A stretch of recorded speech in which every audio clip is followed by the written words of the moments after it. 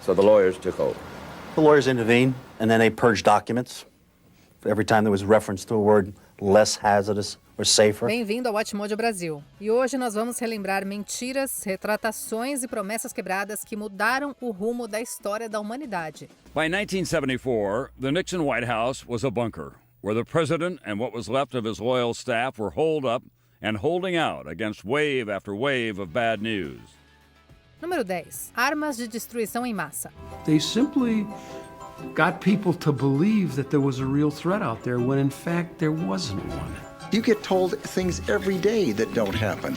It doesn't seem to bother people. Depois do 11 de setembro, os Estados Unidos estavam tomados pelo medo. O governo Bush alimentou ainda mais esse clima. Após invadir o Afeganistão, George W. Bush voltou a sua atenção para o Iraque, insinuando que Saddam Hussein tinha ligações com os ataques de 11 de setembro. E pior, o ditador iraquiano supostamente mantinha um arsenal de armas de destruição em massa. President Bush told cabinet members that if Saddam Hussein was to become a target, they needed to dig up evidence that he was cooperating with Al-Qaeda. Entra em cena Colin Powell, o rosto mais confiável do governo enviado à ONU para justificar a guerra. Ele se sentou diante do mundo segurando um frasco que, segundo ele, poderia conter antraz.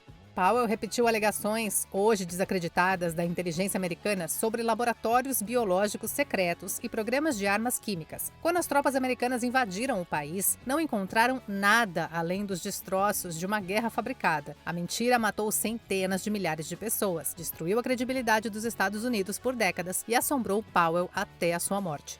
He had walked into my office musing and he said words to the effect of, I wonder how we'll all feel if we put 500,000 troops into Iraq and march from one corner of the country to the other and find nothing. Número 9. O esquema Ponzi de Bernie Madoff. You feel that the legitimacy of the trading business offered protection to what your father was doing? Absolutely, absolutely. That he was using you and your brother? Absolutely. Charles Ponzi virou manchete em 1920 ao prometer lucros absurdos com selos postais. Ele dizia aos investidores que eles poderiam ganhar retornos de 50% em apenas 45 dias, revendendo cupons postais internacionais. Era tudo um golpe. Ponzi pagava os primeiros investidores com o dinheiro dos novos e não com lucros reais. O esquema acabou definindo as fraudes financeiras do século seguinte. E se Ponzi era um demônio das finanças, Bernie Madoff era o próprio diabo. E durante décadas, ele se apresentou como a aposta mais segura de Wall Street. Days pass, weeks pass, months pass, and we never saw anything happen.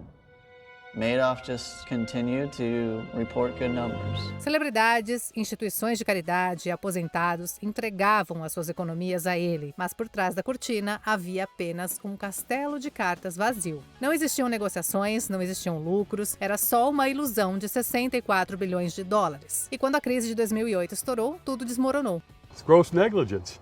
It's incompetence. But at the heart of his story is a criminal mastermind who kept spinning to the end. Número 8. Lyndon B. Johnson e a Guerra do Vietnã. We're here to emphasize that the United States will maintain its interest and its presence in your country. There is no question whatsoever of our abandoning that interest. Em 1964, Lyndon B. Johnson fez uma promessa grave. Abre aspas. Não vamos enviar jovens americanos a 14 ou 16 mil quilômetros de casa. Fecha aspas. Menos de um ano depois, foi exatamente isso que ele fez. O incidente do Golfo de Tonkin, um suposto ataque não provocado do Vietnã do Norte, foi usado como justificativa para escalar a guerra. Mas um dos dois ataques relatados nunca aconteceu. Eles mentiram sobre a ida, sobre os motivos da ida e como o mundo veio a descobrir sobre as chances que eles teriam lá. Now Johnson knew the stakes. To keep South Vietnam from falling, he might have to commit hundreds of thousands of American boys to a full-scale land war in Asia. He was face to face with a decision he had been dreading. Os documentos do Pentágono, vazados anos depois, confirmaram que a escalada militar já estava planejada muito antes do incidente em Tonkin. Pior ainda, Johnson e outros líderes sabiam que a guerra era impossível de vencer. Mais de 58 mil americanos morreram, milhões de vietnamitas perderam a vida e a confiança do povo americano nunca mais foi a mesma. What makes you think if we put in the numbers you're suggesting that Ho Chi Minh won't match us man for man? This means greater bodies of men, Mr. President, which will allow us to cream them. Número 7. Stalin, não há fome. Stalin condemns the Ukrainian party's urgent appeals to reduce quotas and send aid. He accuses them of placing local interests above the success of the 5-year plan. The war for bread is the war for socialism, he says. Seja de esquerda ou de direita, existe uma verdade constante sobre autocratas. A mentira é a sua maior arma. No início dos anos 1930, Joseph Stalin provocou uma fome devastadora na Ucrânia. Ele confiscou grãos e fechou as fronteiras enquanto milhões morriam de fome. Quando jornalistas estrangeiros começaram a fazer perguntas, a resposta soviética era simples: não há fome. Their suffering meant nothing to Stalin. He looked for scapegoats. Qualquer um que dissesse o contrário era silenciado ou expulso. Poucos anos depois, veio o Grande Expurgo. Stalin passou a culpar inimigos do povo, entre aspas, por cada fracasso e agitação social. Essa mentira justificou julgamentos forjados, execuções em massa e gulags repletos de inocentes. Milhões morreram, vítimas tanto da fome quanto da violência do regime. Tudo isso foi encoberto por negações oficiais e narrativas falsas. E até hoje, vozes alinhadas ao Kremlin ainda propagam a negação do Holodomor pela internet. Tell Comrade Stalin what is happening. Tell him they have taken away our land, our wood, our lives. Número 6. As mentiras da indústria do tabaco. The issue here isn't why should people smoke, it's why should people smoke Lucky Strike. Imagina se Don Draper fizesse uma campanha publicitária para o diabo. E aí você vai ter uma ideia do que era a indústria do tabaco.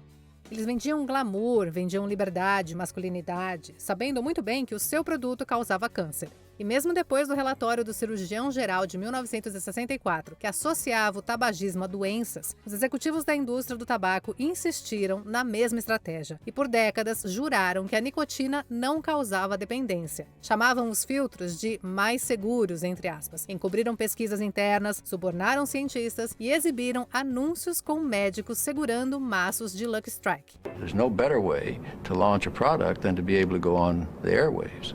Nothing tastes as mild and rich as a Camel, except another Camel. Better taste. Lucky's taste bad. Say, this is a good cigarette. Só em 1998, com um acordo de conciliação mestre, toda a verdade veio à tona. Décadas de manipulação calculada foram reveladas em memorandos internos devastadores. O cigarro matou milhões de pessoas, e isso já era evidente desde os anos 1950. O verdadeiro produto da indústria não eram os cigarros, eram as mentiras que eles vendiam para manter o mundo fumando. We don't sell Tic Tacs, for Christ's sake. We sell cigarettes. And they're cool and available and addictive. The job is almost done for us. Número 5. O escândalo de Watergate. They planted spies, stole documents, and on and on. Now, don't tell me you think this is all the work of little Don Secretti. A invasão foi desastrosa, mas o encobrimento foi ainda pior. Em junho de 1972, 5 homens foram flagrados grampeando o escritório do Comitê Nacional Democrata no complexo Watergate.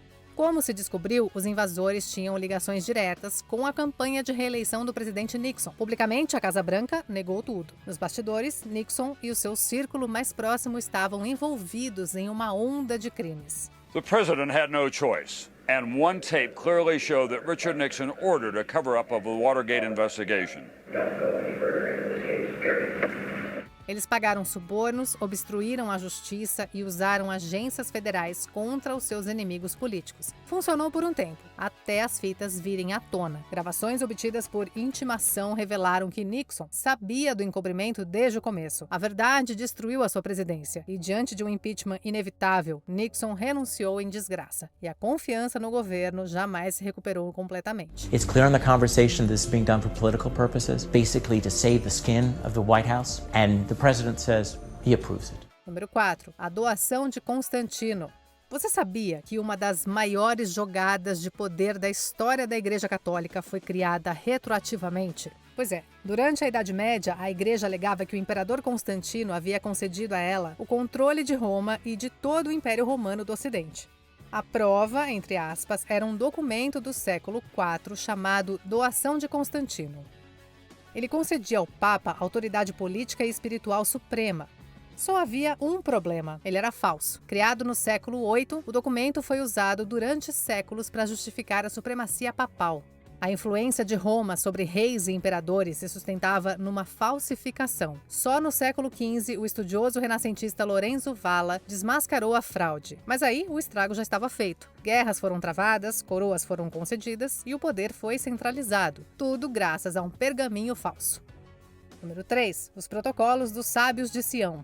Ele apareceu em 1903, na Rússia czarista, um panfleto que provava que uma cabala judaica secreta planejava dominar o mundo. Parte plágio, parte ficção completa, as suas conspirações absurdas se espalharam como fogo pela Europa e pelos Estados Unidos. Quando os nazistas precisaram de um bode expiatório, eles recorreram aos protocolos. Eles reimprimiram o texto aos milhões, exibiram trechos em cinejornais e ensinaram seu conteúdo em salas de aula. Goebbels o chamava de leitura essencial, e Hitler repetiu seus temas em Mein Kampf, Minha Luta em português. Foi uma mentira que ajudou a alimentar a máquina do Holocausto. Mais de um século depois, os protocolos ainda circulam online. São divulgados em fóruns extremistas, reciclados em forma de memes e impulsionados por fazendas de trolls patrocinadas por governos. Hoje, continuam confundindo críticas a Israel com antissemitismo para dividir lealdades e complicar ainda mais a geopolítica mundial. Do you have that book, The Protocols of the Elders of Zion? Sold out? He sold out the protocols. Yeah. It's a hot seller. Número 2. Comentário de Belo Gálico. Don't they know that my ambition is their ambition, the ambition of Rome? I will go to Britain.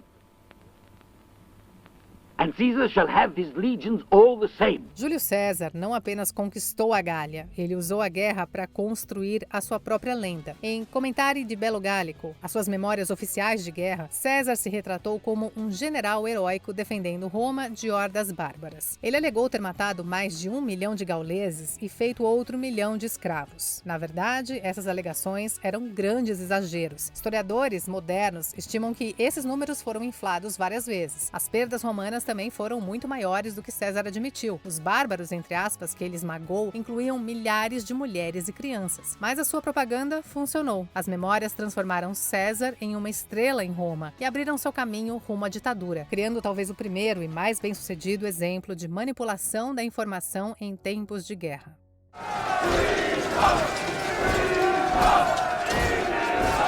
Antes da gente continuar, se você está gostando desse vídeo, já deixa o seu like, se inscreve no canal e ative o sininho para receber as notificações dos nossos próximos conteúdos. Número 1. O Acordo de Munique. There was little to be decided, as Chamberlain had said and as this agreement said. It had already been decided in principle to give the Sudetenland to Germany. Às vezes, aqueles que acreditam em mentiras descaradas merecem parte da culpa. Em 1938, o primeiro-ministro britânico Neville Chamberlain retornou vitorioso da Alemanha. Ele alegremente exibiu um pedaço de papel para o público britânico prometendo paz para o nosso tempo. Era o Acordo de Munique, um acordo com Adolf Hitler que permitia à Alemanha nazista anexar os Sudetos. Chamberlain acreditava que isso satisfaria as ambições de Hitler, mas ele estava enganado. I had another talk with the German Chancellor, Herr Hitler. And here is the paper which bears his name upon it as well as mine. Em 6 meses, Hitler violou o acordo, anexando o restante da Tchecoslováquia. Em menos de um ano, invadiu a Polônia, dando início à Segunda Guerra Mundial. O Acordo de Munique nada mais era do que apaziguamento disfarçado de diplomacia. Chamberlain não era completamente ingênuo. Ele apostou que Hitler poderia ser controlado. Em vez disso, a mentira de que a paz havia sido garantida deu tempo para que um regime genocida ficasse ainda mais forte. There were worldwide protests. The bitterest coming from veteran Czech soldiers in America who had been decorated by the victor powers of 1918. They gave back the medals tarnished by Munich. E aí, na sua opinião, qual foi a pior mentira da história? Conta pra gente nos comentários.